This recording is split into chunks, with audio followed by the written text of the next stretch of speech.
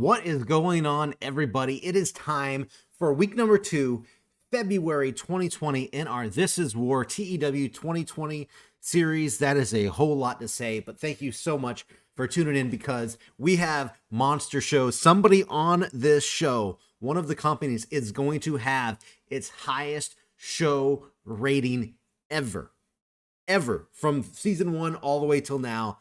34 weeks, somebody has their best show rating ever. It happens on this episode, so I hope you're looking forward to that. There's a lot going on right now. There's people, Ring of Honor is like making trades with other companies. AEW, they became friends this episode, so you're going to see a lot of AEW people showing up on Ring of Honor this week, so that's going to be very interesting. So that is it, guys. Please subscribe. Please follow at Jobber Radio and everybody's stuff on the side. Please tune in for the full episode because it gets really, really good. And just a scheduling note, I am going to be working starting tomorrow all the way through the next week and a half. So unfortunately, that means next week's episode will not be out. We weren't able to record 2 episodes at once, which happens, no big deal. So just a heads up, you will not have a TEW episode next Wednesday. You'll have to wait till the Wednesday after that. So just heads up so you know right now, right here, right now. But either way, we will be back in the following week, so don't worry about that. That's it. Enjoy the episode, and we'll see you guys on the other side. Oh, Kira. And he died. All right, so this is the same Akira that I know of. I think he's like a hardcore guy right now in the independent scene. I think so. Unless there's different Akiras, but there is Akira that's like on a hardcore like deathmatch tear right now. I don't know if it's him, the same guy or not. This guy's more of like a high flyer. I believe that's the guy that works for All Japan. Okay, so there might be multiple Akiras then. I mean, there's Akira Tozawa. A friend says go Akira. 3 Akiras then. Akira, formerly loaned to MWA, as you recall. Yeah, I'll have to look at that, but I think it must be a different guy then. Yeah. I'm surprised his popularity is as high as it is at 40, because I don't know who he is. That seems pretty high, yeah. I guess he was on NXT UK. Well, according to that might be just the game, though. I don't know. Yeah, that's just the game. Yeah. Real life now. All right, folks, it is time for CZW Evolution. On the pre-show, we have a Ultra-Violent Championship #1 contenders match. We have the Collectors, Orn Veit. I actually looked it up. Orn Veit versus Jimmy Lloyd in a pre-show bout that had terrible wrestling and non-existent crowd heat. Jimmy Lloyd defeated Orn Veit 8 minutes, 48 seconds by pinfall. Segment rating at a 61, higher than I anticipated. This was a hardcore match because that's these guys' specialties, and it's in the hardcore division here. We got a 57 and a 55. So overall, I'm pretty positive about this. Not bad. So Jimmy Lloyd will be taking on Matt Tremont. The game shit on you pretty good, but the segment turned out all right. Yeah, terrible wrestling, but 61. No crowd heat. So it's like, does it really need crowd heat? Yeah. So to start the show off, we see a backstage segment here. MJF approaches FTR, saying the only reason the regime didn't win the tag team titles last week was because of Cody. Because, yes, there was interference last week and cost the regime. They tell MJF his big boys need to nut up and come talk to them face-to-face like men. They said they will give them a rematch any day of the week because they will do whatever it takes to prove they are the best tag team in professional wrestling. So they're not too fond of MJF coming up to them and talking about, Rusev and Strowman instead of them coming themselves. So either way, we got a segment rating of 94. MJF came out looking excellent. Imagine that. But yeah, so MJF really wants the rematch against FTR for his boys. So the first match of the night, we got Josh Woods making his CZW debut with Josh Barnett in his corner, taking on Jake Christ. So yeah, we have a barn burner anticipated here. In a bout that had terrible wrestling, non-existent crowd heat, Josh Woods defeated Jake Christ in a shocker 7 minutes dominating match here. Submission finish with the knee bar. So Josh Woods gets the victory over Jake Christ in his debut, looking dominant. Segment rating 52, not too great. We got a 56 and a 53 for their performances. And it's giving me a note that Josh Woods and Josh Barnett are on different sides of the face and heel divide. So I'll need to make sure I get them on the right side so I don't get any penalty for that. So decent debut. You got to get that debut in there somewhere, and it might as well be against Jake Christ. Am I right? Yeah, he's probably going to quit. Yeah, the whole family hates you already. Yeah. Yep. The North come down to the ring next to address that, yes, they have been on a skid since losing their tag team titles, but they want to prove that they are still an elite tag team, and they challenge any team from the back to come out and face them. The next thing you know, Christopher Daniels and Frankie Kazarian from MWA, there's been no announcement. Yeah, there was no announcement that they were signed, but they came out from the back to major cheers from the crowd. Daniels is on the mic, and he said the rumors going around the business is that CZW has the best tag team division around, and he says that SoCal Uncensored just left the worst company they've ever been in. Whoa. Now it's time to put the North to the test. Come on now. Ooh, I mean, I don't know. It's like, I don't know, man. It says it's the worst company. ungrateful. I'm trying not to have more Randy Ortons in my plate. I'm just saying, it's the worst company I I've don't ever want been to in. hate him.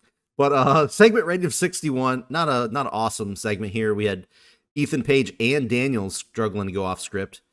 Daniels and Kazarian both debuted their California Love gimmick and got poor and awful ratings. So, okay, that's good. I didn't even realize that was their gimmick. I guess I should have paid more attention to that. But this, as bad as this was, it got the crowd hotter. Oh man, I'm screwed this show. The North take on SoCal Uncensored in a poor match. If you're keeping track, yes, 3 matches. 2 of them are terrible. 1 of them's poor. Not good. SoCal Uncensored defeated the North 15 minutes, 49 seconds when Christopher Daniels pinned Ethan Page with a last rites. 69 segment rating. So as we're coming down here and looking at the ratings, Josh Alexander, Ethan Page got a 63 and 67. Frankie Kazarian got a 57. And Christopher Daniels coming in last with a 55. But Josh Alexander's gimmick is also getting stale. I'm going to have to swap that up, refresh that. But yeah, so SoCal Uncensored make their debut. Though it wasn't a great rating, it was 69. So best rating so far of the night. It's really not bad. Like, yeah, it's not terrible. If everything else was doing great, it'd be like an okay occurrence, But yeah, you're just having a rough night so far. Yeah, no, I'm okay. I'm okay with it. Either way, it's a big win for them. They're on the roster now. We'll see how they blend into the tag team division. Matt Riddle taking on Roman Reigns in a good match. Finally, Matt Riddle drew with Roman Reigns in 9 minutes 18 seconds when the fight spilled outside of the ring. Roman drove Riddle through a barricade with a vicious spear. He then continued the beatdown as both men got counted out, and the staff had to rush out to the aid of Riddle, who was holding his ribs. We could have an injury here from Matt Riddle due to Roman Reigns' spear through the barricade. We'll see. We'll have to check in on that update later, but segment rating of 80. Very good performance here from both these guys. We got a 79, 71, and they got an 80. That's cool. So their overall rating outperformed their in-ring performance. So yeah, the story wages on. That's a big dog, bro, continues, and it has gained heat.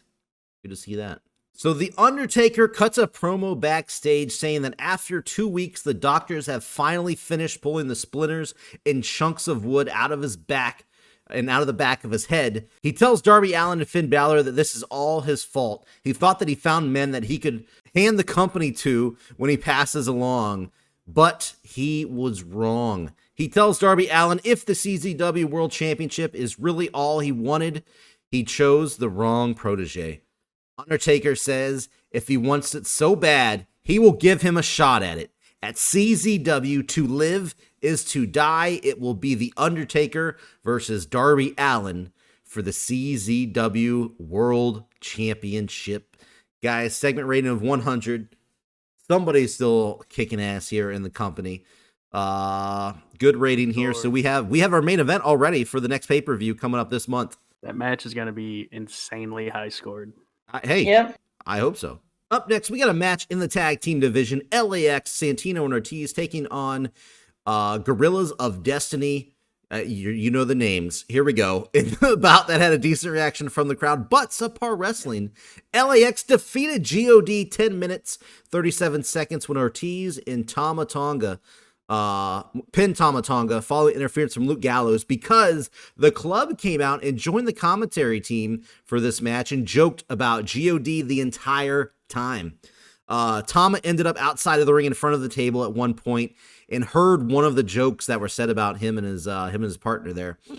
He grabbed a water bottle and chucked it at the club, soaking them. Luke Gallows jumped up, giving him a big boot and rolled him into the ring where LAX hit the street sweeper on him for the win, which is I didn't mean to put that in the Powerbomb Blockbuster combination. I didn't mean to put that in there. There you go. But that's their finisher, the street sweeper. So LAX got the win with a little bit of interference from the club. Segment rating 71. Santana 71. Ortiz 66. GOD both got a 59. Yeah, these guys are not putting up the numbers that I thought they were going to get. And Santana is getting a little stale. So there's two people that I got to change their gimmicks. So yeah, either way, big win for LAX and the feud. The best Bullet Club tag team, ? Is continuing. Next up, Pete Dunne is defending his CZW Iron Man Championship against Brody Lee. In a decent match, Pete Dunne defeated Brody Lee 16 minutes 47 seconds by pinfall with the bitter end when Seth Rollins came down to the ring with a mic, calling the match off and having footage from CZW High Stakes played on the big screen showing that his foot was actually on the bottom rope and the ref missed it. So it was not lies that he was telling last week. So he has the actual footage to prove it. The distraction also almost cost Dunne the match, but he was able to recover and hit his massive bitter end on Brody Lee for the win. He slid out of the ring, grabbing his title, and marched up the ramp past Rollins, who looked disappointed. So Pete Dunne makes defense number 1 for his CZW Iron Man title. He almost was distracted and lost, but he ended up getting the win in the end. Well, segment rating of 67. Pete Dunne had a 74. Brody Lee only had a 57, so he was a little bit down. And it looks like they did not click in the ring.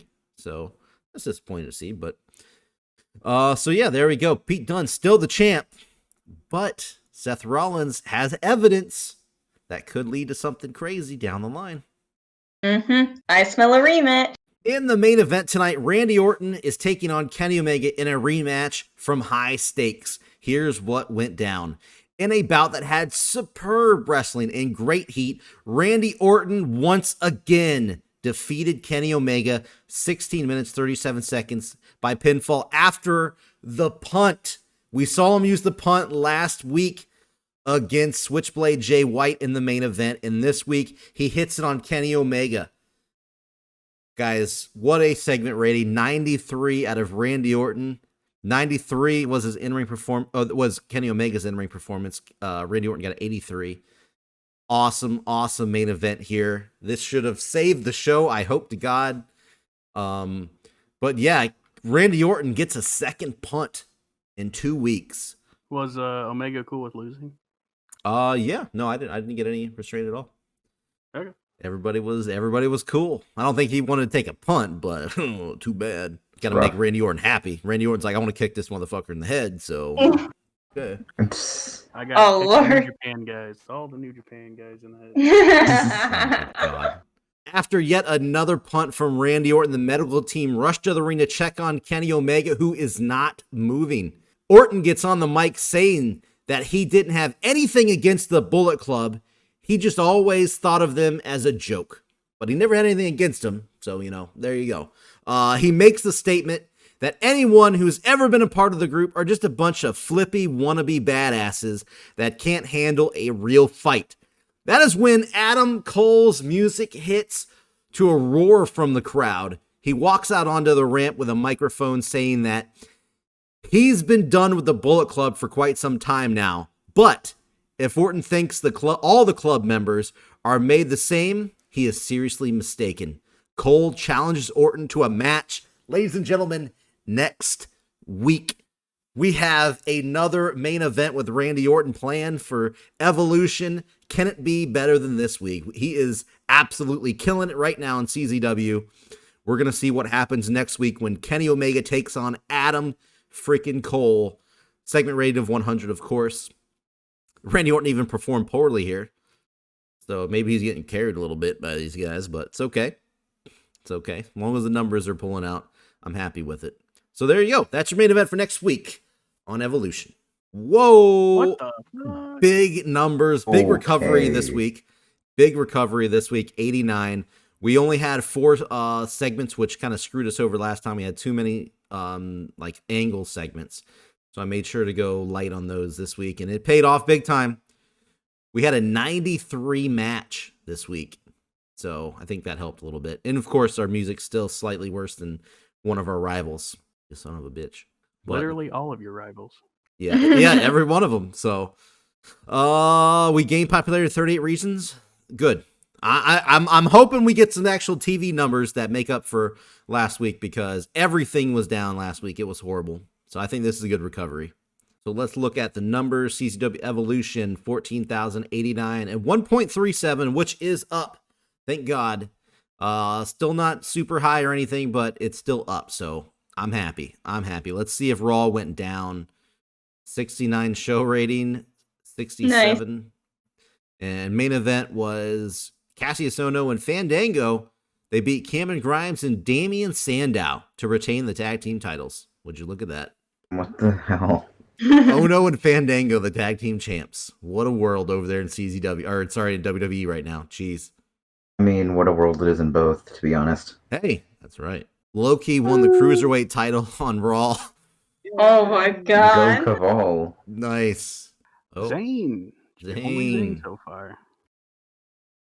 Or one of them. There you go, Zane Dawson. Signed to MWA. He went from NWA to MWA. Made the jump. There he is. Got Dave. $500 a show. $500 a show. That's insane. For how many years? 3 years? Ew. Oh my God, these guys really hate his job. These guys just ruined their life. Clean brothers. Apparently. At least they're not on drugs, I guess. Car crash. Cena car crash. Look at the picture. What the fuck? What the fuck is that? Rumors confirmed early this morning that wrestling megastar John Cena was involved in a car crash early hours of the morning. Reports are it was not Cena's fault and that he's injury free. Well, that's good. I'm glad he didn't die based off this picture they used. That would have been pretty weird. Welcome everybody to this Thursday night episode of Midwest Mayhem, episode 2 of the month of February, leading up to the pay-per-view Heart of a Champion. Starting off the pre-show, we have the continuing feud between El Hijo de la Park and Dummy Money. Decent pre-show match. Eli Drake defeated El Hijo de la Park in 9 minutes 53 seconds by pinfall. Eli Drake killed it with 61. El Hijo not doing so hot with 39. Oof. Immediately following that match, El Hijo de la Park and his boys, Von Erich, show up to kick Eli Drake's ass, and they killed it with a segment rating of 70. The rest of Dummy Money was not able to make it out in time to prevent the ass kicking. We'll see where this goes from here. Another pre-show match, we got Warhorse versus Jordan Grace, and a pre-show about that had decent reaction from the crowd, but subpar wrestling. Warhorse defeated Jordan Grace in 9 minutes 32 seconds by pinfall. Jordan Grace only 42, Warhorse only getting a 45. Not too high. Best match of the pre-show. Ricky Stark's final match with MWA. He took a loss to the polarizing Teddy Hart in 10 minutes 17 seconds with a shooting star press. That's pretty cool. Don't really see shooting stars on a pre-show much. But yeah, Teddy Hart getting a nice little win right there. Thank you, Ricky Starks, for your time with MWA. Sorry you got your ass kicked last week. But don't cheat with married women. I sabotage my talent. Kicking off the main episode, Midwest Mayhem, in front of 8,162 people at the Williams Arena in Minnesota. Sami Callihan comes down to the ring with Stone Cold Steve Austin, telling him, look, man, I didn't get this title just to sit on my ass. I want an opponent, and I want you to decide who it is tonight. So Steve Austin comes walking down, or he's already out there, but he's like, all right, I'll tell you what. You got your asses kicked by the New Day last week, and I think maybe they should get a little spotlight. Come out here and answer the call. We'll see who else I can round up for your match tonight. Sammy Callahan says, "That's fine, but I want one of my guys in the match too." He says, "All right, I'll give this big fucker right here a chance." He points at Brian Cage. So we will have one member of New Day, one member of the Calla Clan. We'll see who else shows up for the main event tonight to determine the number one contender for the Mayhem television title.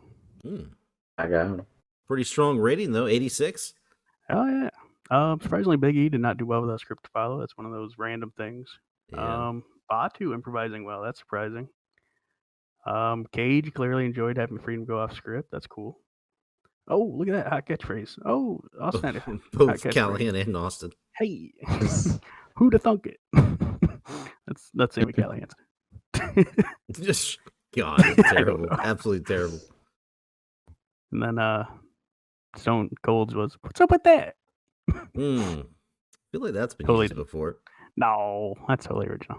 In a surprising opening match, about to have great heat and decent wrestling, Zack Sabre Jr. defeated Evil in just about 12 minutes by pinfall with a Zack driver.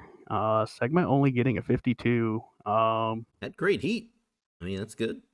Yeah, I needed one match of storytelling. It's the one it fell on. And note to self, Evil fucking sucks in storytelling matches. Like, You're just 50? realizing this? Shut up. And the don't click, I'm sure, was the big factor That's for weird it. that they. I don't know. Okay, whatever. Evil is like pissing me off these days. Like, there's no hiding it. Zack Sabre Jr.'s been killing it. For him to only get a 57, that's ridiculous. We cut to backstage where we see Will Ospreay and Daniel Bryan happen to come across each other. Will Ospreay gives Daniel Bryan some comeuppance, if you will. He's like, "Hey, your boy looked pretty good out there kicking Evil's ass. I think you and me could maybe work together." Daniel Bryan ponders. He looks to his boys, Drew Gulak and Zack Sabre Jr. He says, "Okay, next week, why don't you and me work together in a tag team match against Okada and Sonata?" It's like, deal, and they shake hands. Okada and Sonata versus Daniel Bryan and Will Ospreay. Okay, I mean that seems like a pretty good match. I think so. Should be better than 52. That last one you just had. Oh my god, fucking hope so. Yeah, no, it should be good. It'll be Could this be the beginning of an even bigger faction? So we got a combination of Catchpoint 2.0 and the Dragons. The Dragon Boys. That's why I call them Dragon Boys. Catchpoint Dragons. Not is that the what you Dragon said? Okay. They're not the Dragon Boys. Oh, okay. That's different than Japan Boys. Mm-hmm. Okay, so I followed Brian Cage's advice of putting Joey Janela on the mic, and it looks like it helped, but not entirely. I gave Joseph Samael a chance on the microphone. He did okay, surprisingly. Still not great. But in this match, Joey Janela, he kind of gets on the mic, kind of hyping up MDK, saying how they're taking out Modern Punks one at a time, and that MDK is getting so big they could use a match for some of their other fellas.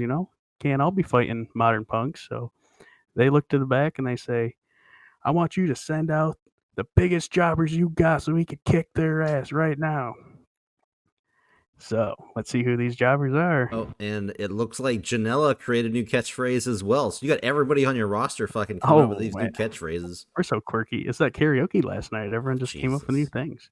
Joey Janela's is, where did I put my spaghetti? I'm sure that's easily pulled into every promo. Yes. So they asked for jobbers, and they literally got the biggest people in the back they could find. Not necessarily jobbers, as the Dawsons, debuting Dawsons, formerly a NWA, still current NWA Tag Team Champions. Suck it, NWA. Yeah. The Dawsons defeated Joey Janela and Schlack in just 7 minutes and 36 seconds when Zane Dawson pinned Schlack. That's NWA calling you right now for a lawsuit. It's like, nope, we want our champs back. Pay us money. Zane Dawson getting 51 in his debut, Dave 47, Schlack 51, and Janela 66. I believe I booked this as hardcore. I think so. Yes, which everyone in this match was supposedly decent, and they're supposed to be decent. I'm surprised to get a Joey Janela carried the match notification. I need to change that gimmick immediately. I don't know why that's not red. Yeah, that's not good. Awfuls. Awful. Next segment, you got Buddy Murphy once again doing his open challenge. He's asking for fighters. He's like, come on down. I don't give a fuck who it is. I'm here to get better. And Matt Cross shows up. Matt Cross we've seen on the pre-show lately. Mm-hmm. And what do you know? Buddy Murphy defeats Matt Cross 9 minutes 38 seconds by pinfall with a Murphy Law. Kind of bouncing back from that kind of brutal Okada loss last week. I mean, yeah, he asked for an opponent. He got one. This week he got one he could manage a little bit better. Yeah, no, I think in real life this would be. I'm a big Matt Cross fan. I've been a fan forever, so this would be awesome. I think this would be like a really good match. I think they'd click really well. Yeah. Mm-hmm. We jump back into the Modern Punk storyline as CM Punk and Marty Scurll and PCO. They get on the mic. They're talking about how betrayed they feel about Bram fucking turning their backs on them. They're pissed off. They say, Bram, I want you to come out here and answer for what you did last week, whether it be with your mouth or with your fist. We're gonna settle this. And yeah, we're gonna see that up next. In a decent match, Bully Ray and Bram defeated PCO and Scurll in 8 minutes 51 seconds when Bram pinned PCO using underhanded tactics. Well, he couldn't use his ankle because he sprained it. In terms of in-ring work, Marty Scurll was head and shoulders above everybody else. Scurll with an 80. Holy shit. Hell yeah. Wow. PCO coming in as 52, about where he sits usually. Bram 44. Dude, I don't know if it's just because he got injured or what, man, but 44. What the fuck? Probably part of it, but I still don't think he was going to get high, but he probably got a little bit lower. Bully Ray 64. I can live with that. Oh, that's good. As always, PCO and Scurll, great chemistry together. Big win for Bram, but he kind of shit the bed with that. Either way, Bully Ray gets another W in his win column against the Modern Punks. Yeah, high ankle sprain could be several weeks. Yeah, I'm gonna assume a month. In a hardcore match, LWO bashing heads against Psycho Killers. This feud slowly building week by week. Great heat, only good wrestling. Pentagon Jr. defeated Tommaso Ciampa in a hardcore match in 12 minutes 43 seconds by pinfall with a top rope Styles Clash. That brutal finisher we love to see out of him. Tommaso Ciampa coming in with 65 in a hardcore match. That's about what he gets in those. Still wondering, not sure why. He doesn't do as good as everyone would think. Pentagon Jr. killing as always, 75. LWO getting a big win here. Big win. Leading into what could potentially be a trios title match at the pay-per-view. We are not sure yet. Oh. A little satanic score right there, folks. Yeah, super satanic. Wow, Warden, you devil worshippers. We are building up to the main event. We know Big E. I guess I didn't say it in the beginning. Big E is going to be in this number one contenders match for the Mayhem Television title. I meant to say that. And I'm also realizing I didn't say Jacob Fatu was going to be in this number one contenders match for the title, because he was in that segment. If you go back and look, he was actually in segment. Yeah. So we got Brian Cage, we have Jacob Fatu, and we have Big E. The ring might explode. But then we get this segment. Unexpectedly, right before, we see Stone Cold Steve Austin. He's in his office when someone knocks on the door, and who else is it but Scorpio Sky? Sky, the only person left from SCU ever since Christopher Daniels and Frank Kazarian got traded away. True. He's like, and you just see him having a heart-to-heart with Stone Cold. He's like, hey, man, you kind of took away my whole team. I'm kind of out here on alone. I really appreciate, making it square, because you kind of screwed me over here. Stone Cold's like, you know what? You got a point there, boy. I'm going to put you in this number one contenders match up next after this commercial break. You're up next. You're in this title match. Fatal 4-way, baby. Okay. Big, out of nowhere boost for Scorpio Sky. We'll see if he wins it, though. Yeah. What do you know he does? Oh, my God. And about to have great heat and good wrestling in the main event. Scorpio Sky defeated Big E, Jacob Fatu, and Brian Cage in 15 minutes and 6 seconds when Scorpio Sky feel good story with a fatal answer. He's on his own now. He has lost the old men who were with him, and now he is running free, and he has just earned himself a huge title match against Sami Callihan next week. This is obviously counter booking against CZW. We had SCU debut, so they're like, oh, they're going to debut over there? Okay, well, we're going to put Scorpio Sky in the main event and put the fucking win on him. That's what it was. It's jealousy. It's jealousy. Conspiracy, brother. He earned it. That's all I can say. Mm-hmm. He beat 3 beefy dudes, too, to get the win. Hey, what a feel-good story. Yeah. So beautiful. Yeah. Big, meaty men slapping meat. Meat division. We'll see where this goes from here. Scorpio Sky kind of sticking his nose in the business that was New Day and Dynasty and Gal Clan, and we'll see if he doesn't pay for his actions. As always, folks, we're happy if we're somewhere in the 70s. We're not trying to, shatter records or anything. We're just getting by. We're just happy with getting 70s. Let's look at how we did. Pre-show, great segment. Matches were okay. That kind of sucked. Segments is always pretty good, except for this MDK one. Tried to give a new guy spotlight.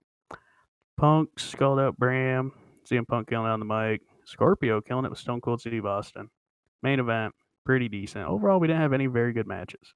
Well, that's good. Can't deny that. Good that your main event was your best match. That's always good to see. I debated even making that the main event. I was going to have this Pentagon one or Ciampa or, God, I even considered Evil in there. Oh, that would have been bad. That would have been really bad. But I looked at all the names. I see I'm building all these guys pretty slowly and consistently, and I was like, all right, let's have a main event. So for having a bunch of, not super high-profile guys fighting, I'm happy with the 74 coming out the end of that. That's a solid rating. Very good. Hey folks, welcome to Ring of Honor Battlefield this week, where in a poor pre-show match, we kick things off with Ivelisse debuting against Tegan Nox, winning with a guillotine elevated DDT. I'm not sure how you pull that off, but she did it and she won. Fuck, her gimmick's already doing horrible, so... She's just got a straight gimmick as a bitch. Wasn't that like Penelope Ford's thing too? Just bitch. I don't know. Maybe. But 51 rating. Tegan hasn't been used in a while, and the fact she shined above our new signee is probably not the best for Ivelisse. So we'll have to see what happens with her. Next up, in a decent pre-show tag match, TH2 defeat Private Party when Evans pinned Quen with the All the Angels 630 Senton combo that TH2 loves to use. And Helico's the weak link. Surprise there. Yeah. I forgot you had Private Party. I feel like you haven't been using. Have you used them lately? Not recently. They had that feud with the Undisputed Era, but then after that kind of fell back into the mix of things. Putting up some good scores there, dude. No, they had some pretty good scores, actually. I'm pretty sure I put high flying on this, too, so yeah. 65 rating, Jack Evans and Party doing pretty well, but Angelico, gotta get going, man. Now, in a pre-show match, again, because we have like 4 of these. Fucking you people in your pre-shows are the worst. Look at that. It's the 18-minute pre-show match. God damn. Gotta give the fans what they want. I guess. Man, I thought I was bad with the show battle royals on my pay-per-views. Well, pay-per-views make sense. TV, nobody sees it. Anyway, keep going. We got Tom Lawler for one show, thanks AEW, or our new best friends. He beat TJP in 18 minutes with the guillotine choke, choking him the hell out.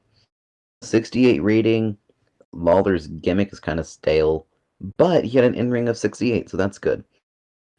We recently got into a trading agreement with AEW, so I would say maybe expect to see a couple people show up every now and then, kind of like the New Japan stuff. Even though nobody saw him show up, motherfucker. Yeah. There were 7,000 people that saw him. Well, that's true. We'll see something crowd, eventually. Yeah, support the live pre-shows. crowd saw. Oh my god, support pre-shows. Yeah, right. And then in our final pre-show match, because we had to cut a few minutes, Tony Storm defeats Kaylee Ray in 10 minutes by pinfall with a strong 0. 55. Last week, Storm took the L to Rhea Ripley, but this week she gets the win over Kaylee Ray. So, I mean, hey, there's progress, I guess. Probably best it wound up on the pre-show. To kick off the main show, we have Tetsuya Naito and Hiroshi Tanahashi coming out, world champion, and the winner of last week's main event, having a bit of a confrontation about, hey, potential title match that may end up happening at Kingdom Come. We'll see what happens. For Equilibrium comes out, the six-man champions led by Moose, who discusses how they need to make a way for the next big thing himself. Really hasn't learned that he cannot win singles matches.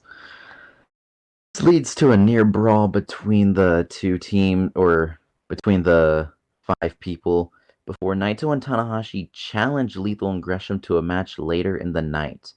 They accept. 70 rating. Yeah. Everyone did pretty well, except no, Gresham did well, but he looked dreadful. So there's a give and take in the situation. Yeah, no, it should be a good match. It should be a good tag match. In a bout that had good wrestling and a decent reaction, TV title was on the line.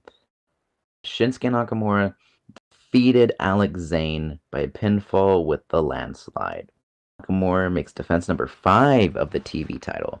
This was Zane's top prospect reward for winning that tournament, and he made good use of it. He almost went 14 minutes with Nakamura.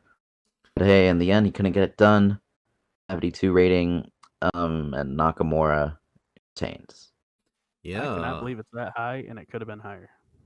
Yeah, 72, pretty good rating. Alex Zane got a 48. That's It looks like the dojo's been helping, yeah? Yeah, hey, whatever works. Nakamura made him look strong, too. Thank you, buddy.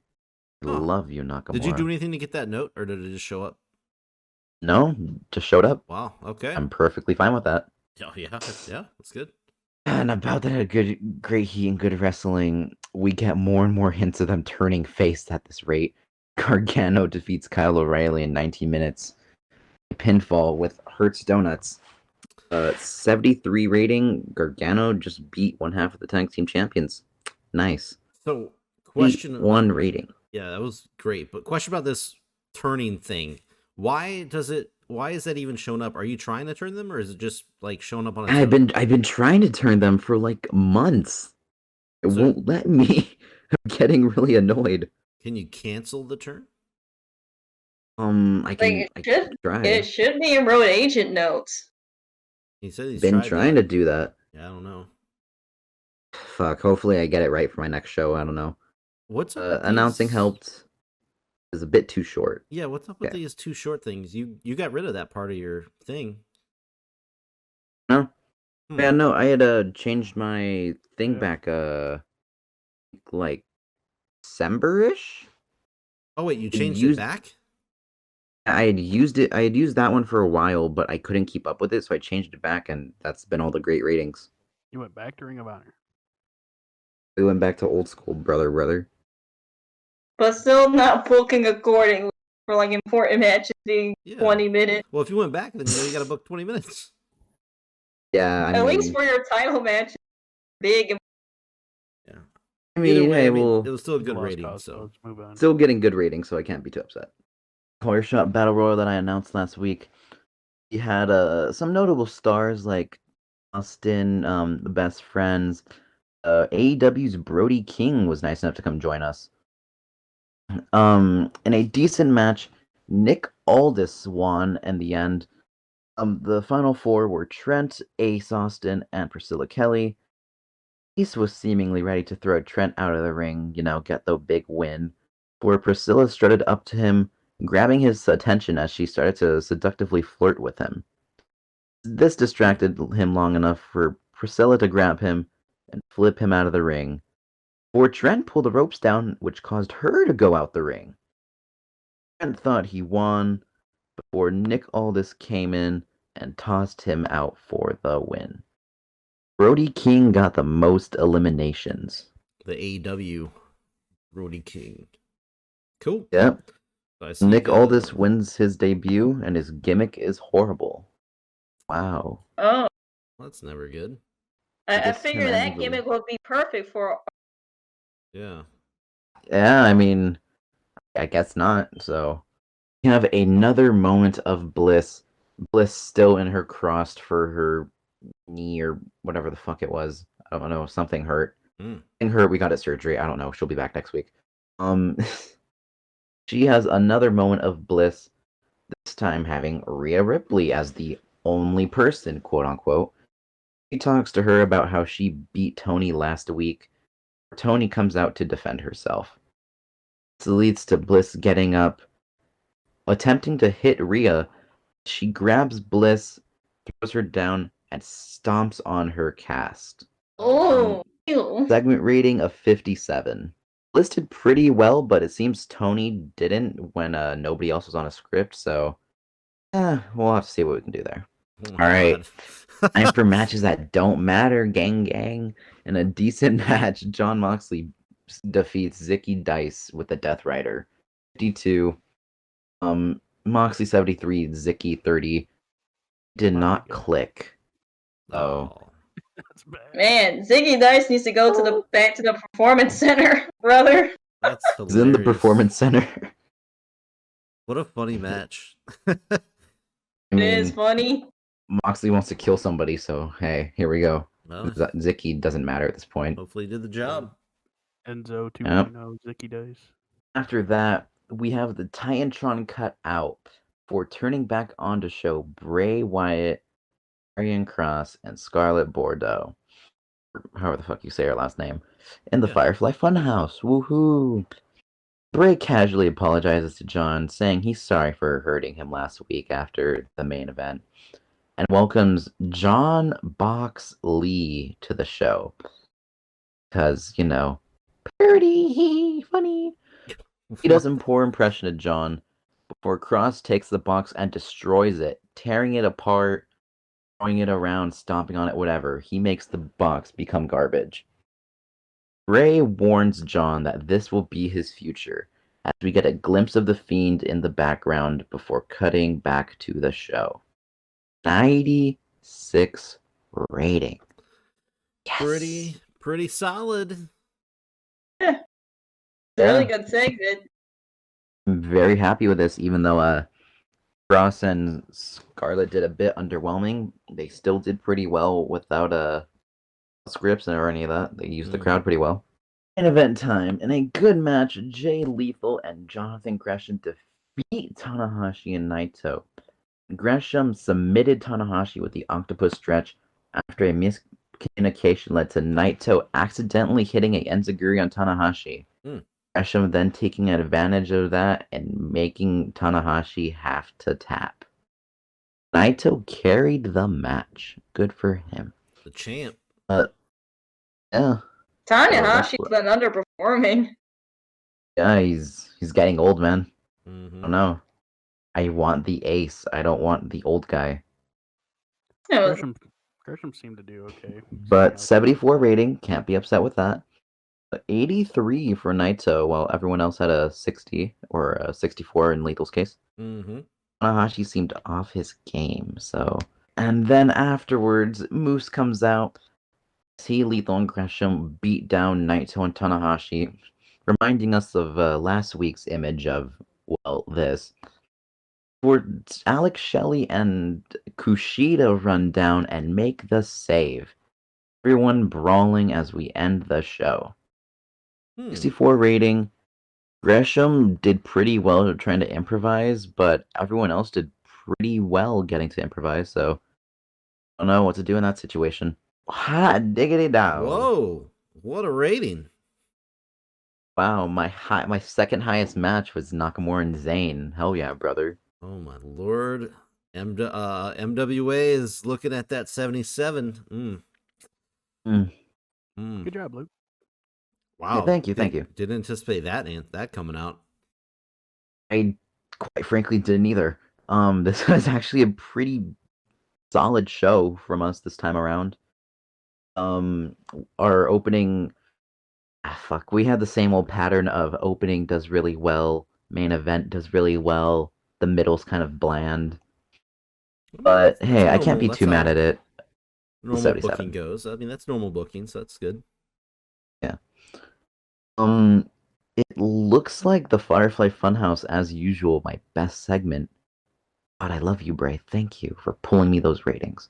Oh, look at that. Sean Davari shows up. You do not work for Ring of Honor.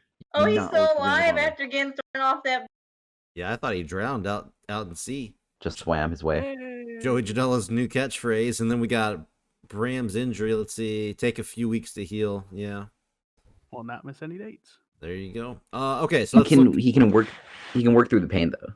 Yeah, let's look at the numbers. MWA 74, 8,100, 2.22. That's a drop. Definitely. Let's see if Ring of Honor took the top spot here. It did. In stride. There we go. With a sellout 77, 2.30. Ring of Honor killed it this week. Only about 40,000 more viewers. I am very proud of my company this time around. Well, basically, the slam begins in the other realm where Rosemary is. She searches, and then she finds a girl skipping around. Pink dress, headband, looks like she has freckles on her face and smiling. And then when she asks, "Who are you?" she says, "Hi, my name is Susie." And Rosemary's trying to figure out how Susie got into this realm. Is basically what happened. Okay, well, goddamn, you gotta be tripping some balls watching some Slam. Slam's audience is apparently kids and stoners. Alright, following that, and about to have good heat and decent wrestling, Ivar defeated Trent Seven in 10 minutes and 34 seconds by pinfall with a spin kick after Crazy Mary got involved and helped him get the... Oh, that's nice of her. Yeah. Trent Seven had an in-ring performance of 58, and Ivar was apparently off in 68. That's an okay rating for a mid-card match. Yeah. And following that, Charlotte and Bayley are arguing because Charlotte blames Bayley for them losing, and Bayley just is trying to reason with her and say, "Hey, the Kabuki Warriors are just a more coordinated team than they are. They've been teaming their entire time in Slam, whereas that was the first time Charlotte and Bayley had teamed together, and that these things just happen." But Charlotte's not having it. She's talking about how it's Bayley's fault and that she's useless to her, that she needs to step it up. Wow. Yes, 64. Yeah, I expect a little more from this. Yeah, especially out of these two. They're both should be pretty solid on the mic. Weird. I don't know how this one didn't do any better. Basically, The Rock announces that due to Cesaro pinning Nick Jackson, Aleister Black and Cesaro will get a shot at the Dynamic Duos titles at Odyssey. Oh. Since they are a tag team. That's right. Yeah. Okay, that's going to be an interesting match. Yeah, 75. The only one who was rated was The Rock, and I rated him on his estimates. Why he's not doing higher. In a good match, we had Shayna Baszler and Sonya Deville defeat Riho and Natalya in 10 minutes 54 seconds when Shayna made Natalya tap out to defeat a clutch. That's an interesting team. Yeah. She apparently carried the match in terms of in-ring. Oh shit, she got an 84. That's huge. Yeah. That's she really big. That's the best women's rating we've had. Yeah. No, that was 88 with at Battle Frontier. Yeah. So Riho and Natalya, like I was saying, that's pretty unique duo there. Haven't seen Natalya in a while. She's mostly been on the show, helping elevate other people. Sounds like she's tired of being $1, so. Oh my god. Becky Lynch is cutting this heartfelt promo about how much she is being due to her pregnancy, how happy she was to come back and get her revenge on Ronda for, hitting her with a Piper's Pit onto steel steps and almost breaking her back. But she talks about how much she's happy to be back and how Asuka better look out because she might be going for that Queen of Slam title in the future. Then she is interrupted when Jimmy Havoc comes from behind her, and they get into a brawl. Wow, Jimmy Havoc and Becky is gonna end up being match of the night.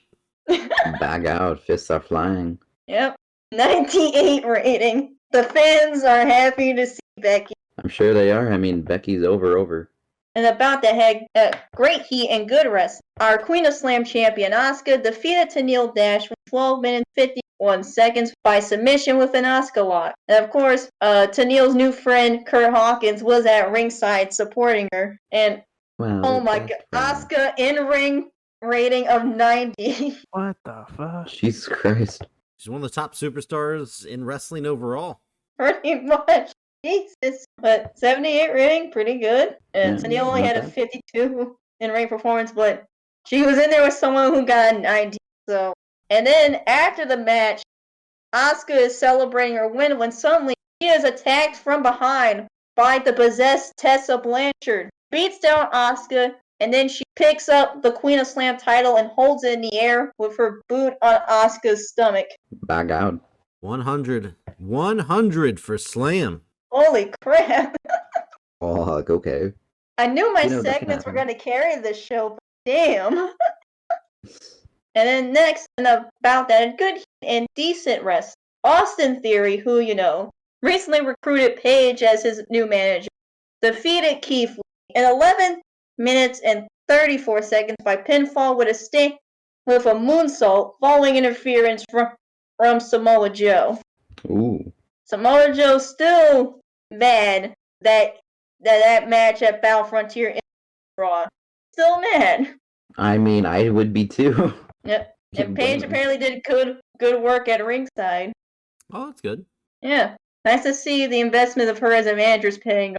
And then following that, Chris Jericho's backstage and he sees Bandito and walks over to him. And then he makes the offer, since that he's looking for a protege, he offered to coach Bandito. But Bandito refuses and even points out, basically saying, dude, you don't remember what you did to my girlfriend Bailey for like 3 months straight? And then Jericho defends himself by saying, hey, that bitch had it coming. Oh my god. That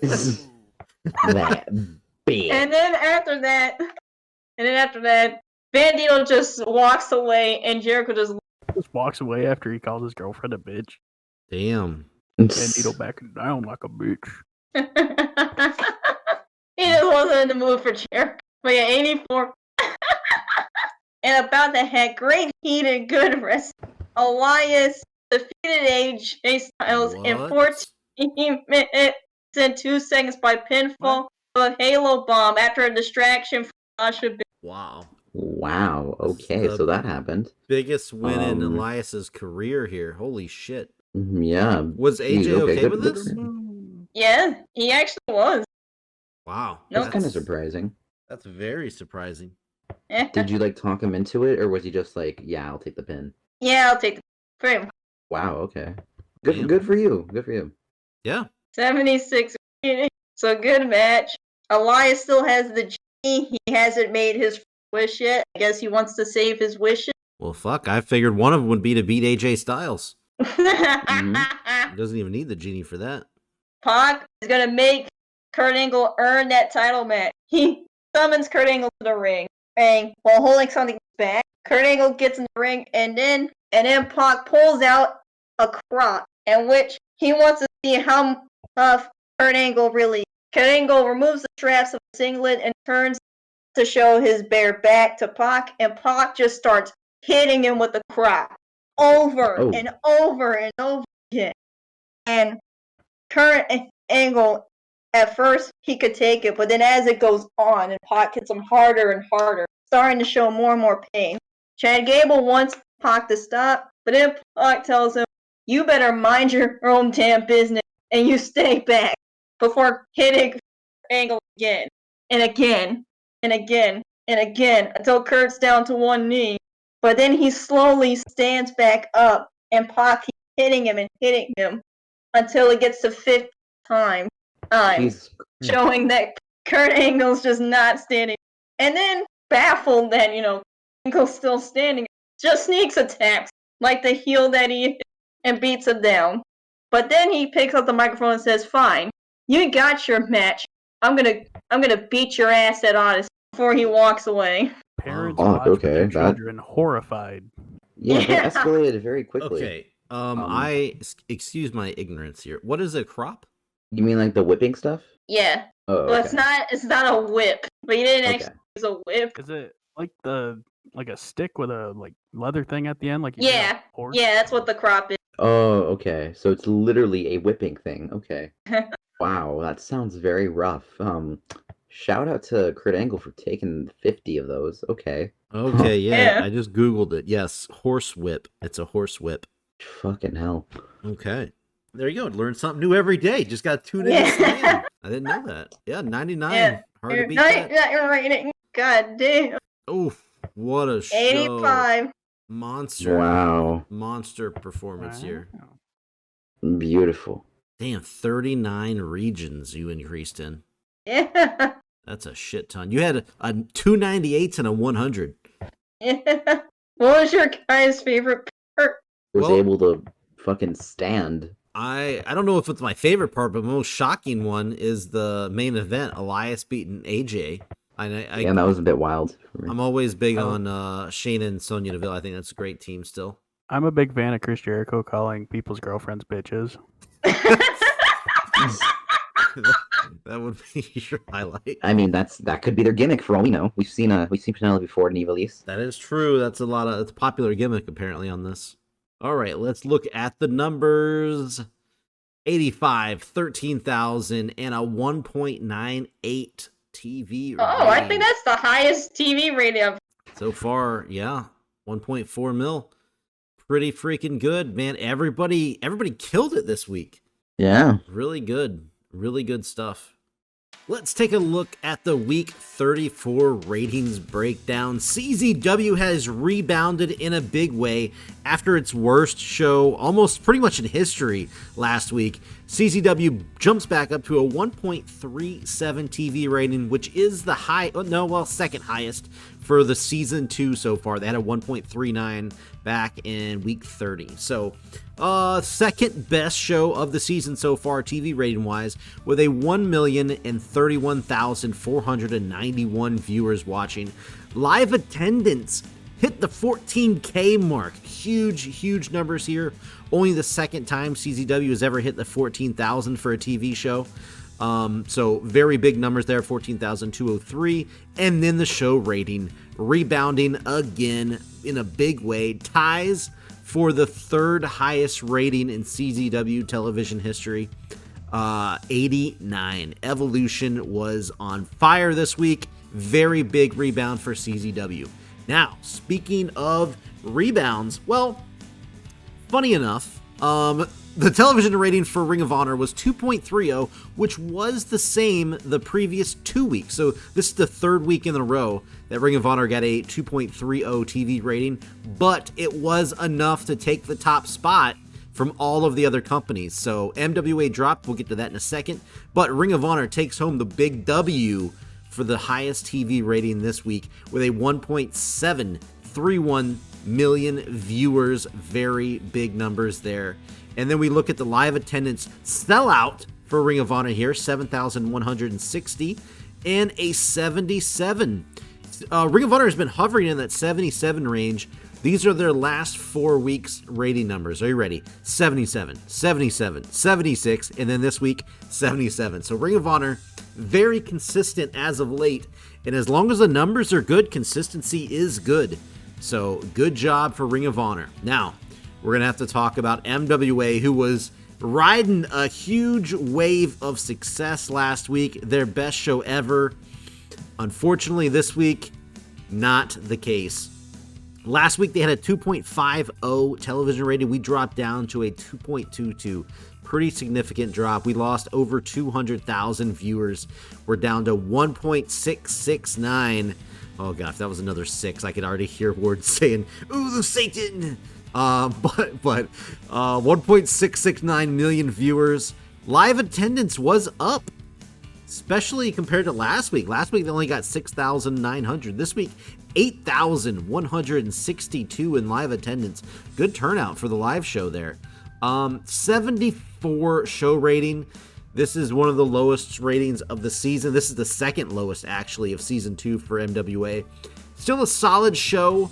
Numbers dipped a little bit, but live attendance was up, which is always a good sign. So MWA, they can always rebound, just like Ring of Honor did, and take that top spot. They have traded that top spot for TV ratings so many times now, but this week belongs to Ring of Honor because we are talking about Slam next, which did good, which did very good, actually. We're going to talk about that. 1.98. This is the highest television rating Slam has got in season 2. They've had 1.95 every other week except for last week, which dropped to 9.4, or 1.94, that is. So this week takes the top spot there. For them, 1.488 million viewers in that same wheelhouse. They've hit 1.4 mil every single week in season 2, so staying consistent there. Look at this. Live attendance, 13,156. Monster turnout for Slam. Very good turnout. They had 11,000 last week. 2,000 more people showed up to watch Saturday Night Slam live. And we're going to look at it right here. Show rating 85. I'm looking at the column right here, my own personal document. Ladies and gentlemen, this is Slam's best show rating ever. So Slam comes in week number 2, February here, and brings in the highest show rating ever that it's ever got from the very beginning. So Slam, congratulations for a fantastic show this week, and everybody pretty much did good. So good job all around, everybody. All right, everybody's got to get up for Slam. Look, say what you will about, the weird portal and the weird trippy hanging from nooses and all this kind of stuff. Slam is putting on a really good shows right now. 85 show rating. Fantastic stuff with Tigress and Slam. So that is it for the episode. Like I said, reminder, we will not have a new episode out this coming Wednesday. We just can't make it happen. Sorry about that, first of all. But we will be back the week after that. So we're taking a week off basically because I got stuck with my real life job. So can't help that. But anyway, I think this was a great episode. Everybody pulled through. Ring of Honor back on top. It's a scary, scary dark place when Luke is leading all 4 of us in the TV show ratings. Oh well, it happens. That's it, guys, for real. Have a good night. Have a good day whenever you're watching this, and we'll see you on the next episode.